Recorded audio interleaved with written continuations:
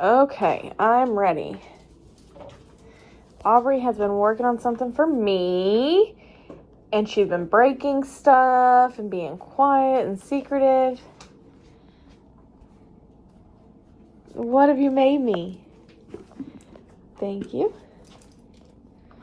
Oh my gosh, Aubrey. You get to eat it. Honey, that's so pretty. And it's served to me on a tray. Yeah. Because I love you so much. You too.